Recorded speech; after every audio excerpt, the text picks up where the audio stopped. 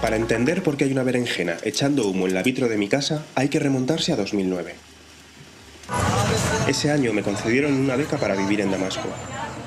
Hice grandes amigos, como Yuma, al que sus padres querían llamar Yuan, que en kurdo significa hermoso, pero por cuestiones políticas le tuvieron que llamar Yuma, que en árabe significa viernes.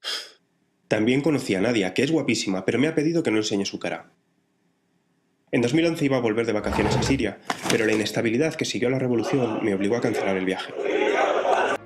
Bueno, pues con la historia particular de esa berenjena empieza el tráiler que ilustra la historia que ha escrito Mario Cuesta Hernando, Por encima de mi cadáver, un viajero sin paciencia por Siria, Líbano y la Turquía kurda. Mario, muy buenas noches. Un placer tenerte aquí para contarnos una historia, dices, que no es un libro sobre política, nada que ver. No, es un libro sobre mis experiencias personales. Yo viví, como se veía en el vídeo, en el 2009 en Damasco y hice muchos amigos. Bueno, de hecho acabé casándome con una mujer que conocí allí. Entonces el libro es un recuento de esas experiencias mías y de las experiencias de mis amigos. Ocurre que en el 2011, cuando realicé el viaje, justo la revolución, que hasta entonces había sido pacífica, se empezó a convertir en la guerra civil y muchos de mis amigos quedaron atrapados dentro de Siria. Entonces el libro pues refleja mi intento frustrado por volver a Siria en el 2011 y los intentos frustrados de mis amigos por salir del país, por evitar la guerra en realidad. Decimos volver a Siria porque estuviste en 2009, 2 años atrás, en Damasco con una beca de 4 meses para hacer ¿qué exactamente, Mario? Pues era una beca para artistas y escritores que simplemente me permitía estar allí unos meses pues desarrollando algún trabajo que tuviera previo o inventando alguno nuevo, que fue el caso porque grabé un cortometraje y varias cosas que hice allí. Y después, claro, en 2011 te topas con esa primavera árabe que se bautizó y tienes que cambiar tus planes. Conociste la Siria preguerra, digamos, Exacto. pero también de alguna manera, aunque colateralmente, la Siria del conflicto. ¿Cómo cambió? ¿Qué cambió a los ojos de un español como tú? Yo la verdad es que no he vuelto a Siria después de la guerra o durante la guerra, porque por desgracia no ha terminado. La conozco a la perfección porque, claro, todavía tengo amigos que están dentro, amigos que están fuera, pero sus familiares están dentro, o sea que yo, digamos que convivo con las noticias desde allí. El país está un poco irreconocible. Mira, hasta hace muy poquito mis amigos y yo mismo siempre manteníamos el optimismo, ¿no? Y una actitud positiva. De hecho, el libro es un libro muy positivo, muy optimista y muy divertido, ¿no? Pero cada vez más está siendo más difícil. A mí me cuesta menos porque yo soy muy optimista y porque tal, pero yo tengo amigos que hace poco me han dicho que empiezan a tener miedo de que el país al que van a regresar ellos cuando la guerra termine, porque todas las guerras terminan, que ya no sea en el que ellos crecieron y el país del que ellos formaban parte, que era un país muy plural, un país basado realmente en la convivencia entre las distintas sectas, que en muchos casos son un origen, porque una persona podía ser suní o shia o lo que fuera, pero en muchos casos era simplemente su origen. Él no se identificaba del todo, se identificaba un poco, en fin, todas esas ese albedrío, ¿no? Esa capacidad que tenía cada sirio de ser como él quisiera. Ellos sienten que después de la guerra va a ser un poco más difícil, porque habrá mucho dolor, habrá rencores, habrá odios, y ese no es la Siria que había antes de la guerra en absoluto. En este libro, Mario, que luego repasaremos, hay anécdotas, hay visiones pues, más humorísticas de la realidad que conociste, pero también historias muy humanas que tocan muy de cerca el corazón, como ese amigo tuyo de la Turquía kurda, que creo que fue reclutado para, digamos, alistarse en el ejército y que él no quiso, intentó huir del país. Cuéntanos qué pasó con él. Bueno, en realidad no es de la Turquía kurda, es de Siria. Es mi mejor amigo, es Yuma, es la persona a la que sí, a la que vimos en ese vídeo. Efectivamente. Pues Yuma, como muchísimos jóvenes sirios, trataba de evitar el servicio militar, porque en Siria era muy largo. Entonces, lo que hacían es dejarse una asignatura sin aprobar en la universidad, típico truco que hacen en Siria, en España o que harían en cualquier sitio, ¿no? Lo que ocurre es que el Ministerio de Defensa se dio cuenta del truco, digamos, le impidió seguir pidiendo prórrogas justo cuando empieza la guerra civil. Y él decidió que iba a escapar del país, pero necesitaba un pasaporte y se le había caducado. Entonces pasó muchas vicisitudes que no te puedo revelar porque están en el libro y te estaría contando el final. Pero fue bastante angustioso, la verdad. Yo estaba en Líbano y le llamaba casi a diario diciendo, tío, ya sabes, tienes novedades. y a veces me decía, sí, ya sé quién me puede conseguir el pasaporte, y 2 días después me decía, pues no, me han dicho que esta persona no es la adecuada. Y también dices, qué difícil debe ser, y supongo que también te pusiste de alguna manera en la piel de esas personas con las que tuviste en contacto, pasar de repente, de la noche a la mañana, de gestionar o de llevar una tienda de venta de radiocassettes a tener que empuñar un fusil y disparar en una guerra. Sí, ahora mismo en Siria el que empuña un fusil un poco es porque quiere, digamos. O sea, ya lo estamos viendo que hay muchos refugiados que están abandonando el país. Pero sí, yo creo que la guerra tiene un campo de atracción propio, una especie de campo gravitatorio espantoso en el que una persona que efectivamente jamás pensó participar en un conflicto, pues de repente ve que su vecino ha muerto y su otro vecino sí, se ha ido al frente, a cualquiera de los dos frentes, me da igual, que el edificio que está tal se ha derruido, que escucha tal, y de repente la guerra se normaliza y esa guerra le va atrayendo hasta que hay un día en el que él a lo mejor ya no puede seguir con su vida diaria, normal, y decide formar parte de la guerra. Y entonces ya se convierte en ese vecino que otro vecino que nunca pensó que iba a participar en la guerra ve que forma parte ahora de uno de los bandos. Y entonces por eso es como que la guerra va engulléndolo todo, poco a poco, sobre todo en estos conflictos tan largos, lo vas viendo, ¿no? Como dices, joder, ¿cómo puede ser que estas personas se hayan dejado arrastrar a esto? También hablas en esas historias humanas, creo, Mario, de una chica que acaba de salir de la cárcel. No sé cómo entras en contacto con ella y bueno, cómo es un poco la comunicación entre vosotros, de qué manera os apoyáis, os ayudáis. Pues con esta chica yo tuve una pequeña aventura, digamos, en Damasco en el 2009 y luego resultó que participaba en la oposición siria.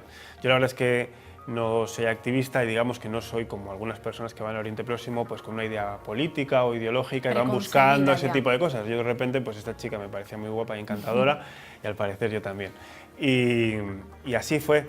En el 2011 estuvo unos días en prisión y cuando salió, bueno, manteníamos un contacto habitual. Cuando yo dejé Siria, pues hasta el 2011 y posteriormente hasta hoy, pues mantenemos un contacto como dos amigos, que es la relación que yo tengo con Siria no es una relación de interés, es una relación de sentimientos, de que estoy casado con una mujer de allí, de que tengo buenos amigos allí, gente a la que aprecio, gente a la que respeto, o gente incluso a la que admiro, ¿no?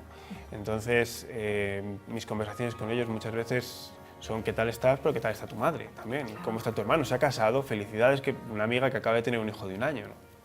Y de hecho dices, Mario, que uno de los objetivos de este libro, aunque hasta ahora no hemos parado de hablar de la guerra omnipresente, lamentablemente, siempre es despojarnos a nosotros, los que vivimos aquí, de ese antifaz con el que muchas veces miramos a estos territorios, pues eso, con una imagen un tanto catastrófica, que no hay solución, que para qué ayudarles porque no hay otra vía. Y tú has conocido, pues, lo que tú dices que es la realidad que trazan las personas que viven allí.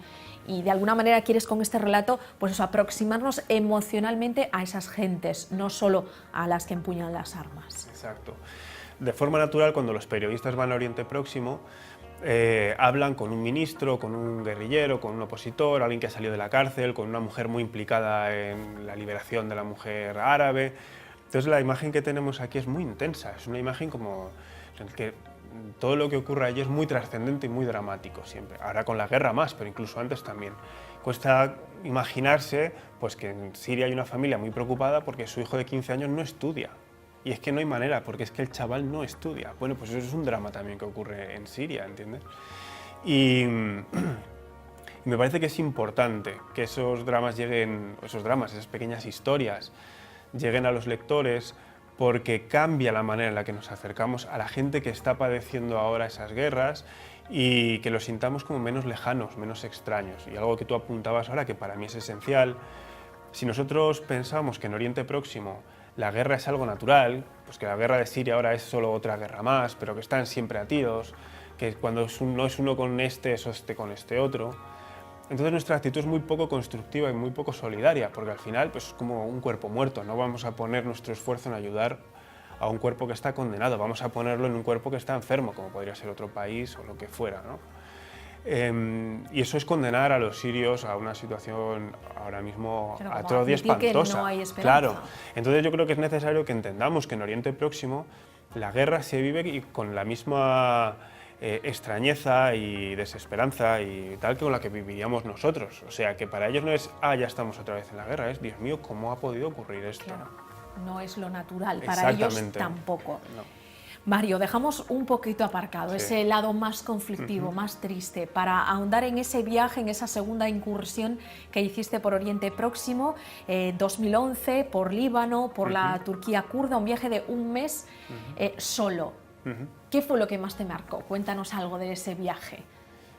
Me marcaron tantas cosas que acabé escribiendo un libro. Te quiero decir, figúrate. La verdad es que me sorprendieron mucho, por ejemplo, los paisajes, que parece una obviedad cuando uno viaja, pero es que los paisajes del Kurdistán turco son alucinantes, porque son unas montañas de cumbres nevadas perpetuas absolutamente alucinantes. Me encantó lo bien que me sentí en Líbano y en Beirut, lo bonito que es, pero además lo agradable que es pasar allí una temporada. Yo incluso iba a Beirut con la idea de ver si me podría quedar allá a vivir, incluso, ¿no? Ya que en Damasco no podría, a lo mejor Beirut podría ser esa ciudad a la que mudarme. Y eso llama mucho la atención, a mí me llama la atención decir, vaya, pero si es que estoy como realmente como si en otra ciudad española, digamos. Te sentías como ¿no? en casa. Exactamente. Entonces, realmente yo por eso en el libro hablo muy poco de Oriente Próximo y apenas nada de Oriente Medio, y hablo mucho de Levante. Porque cuando utilizo esa palabra realmente siento que estoy hablando de alguien que está al otro lado del Mediterráneo y que el Mediterráneo es como un accidente geográfico que nos une, no que nos separa.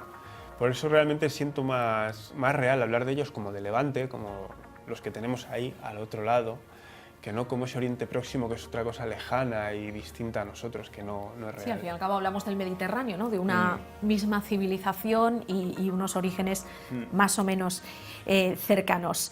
En ese cuaderno de viaje, Mario, apuntas con humor a algunas cosas que te han pasado. Por ejemplo, ¿qué problema tuviste con el senderismo? Tuve tantos. Fueron desesperantes. A mí me gusta mucho el senderismo. Yo he sido el guionista de Jesús Calleja en Desafío Extremo, Sí. no por casualidad, sino por mi afición por la montaña. Y el único país que tiene una tradición firme de senderismo, con sendas bien balizadas y tal, es Líbano. Entonces yo iba muy feliz, dije, ostras, voy a recorrer todo Esta el es la país por mía. las montañas, qué maravilla. Pero no fue así. Y no fue así porque las sendas no estaban muy bien balizadas y no había muchos guardas forestales, entonces siempre trataban de dirigirme por la carretera, por sitios donde ellos pudieran encontrarme si me pasaba Claro, algo. nada romántico, No, nada de lo que no. tú te esperabas, No desde era una luego. inmersión así en lo salvaje, la verdad. ¿Y qué problema tuviste con un partidario de Hezbolá que no sé si es verdad que te hacía pasar por espía de Israel o realmente pensaba que tú eras un espía? Yo creo que no lo pensaba seriamente, espero, pero fue una situación muy incómoda, porque yo estaba en el Valle de la Beca, en Baalbek, y eso es donde se originó Hezbolá, de hecho, y a día de hoy todavía pues, es un lugar donde está muy implantado. Entonces yo, entre las diferentes visitas que hice allí, que hay monumentos alucinantes, está, bueno, pues Baalbek es un monumento, ¿no?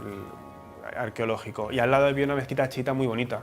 Entonces me acerqué a verla y como yo estaba más solo que la una y llevaba ya un montón de días así, vi a otro señor que estaba también más solo que la una como yo y me senté a su lado pues, para charlar un rato. Y estábamos así tan amigablemente y de repente me soltó, tú eres un espía de Israel. Que claro, eso en el Valle de la Beca, al lado de Que una lo digan mezquita eso muy en chiita de alto Hezbolá, no conviene. claro, de repente te paralizas, te cuesta tragar, empiezas a mirar alrededor para ver si le ha oído a alguien.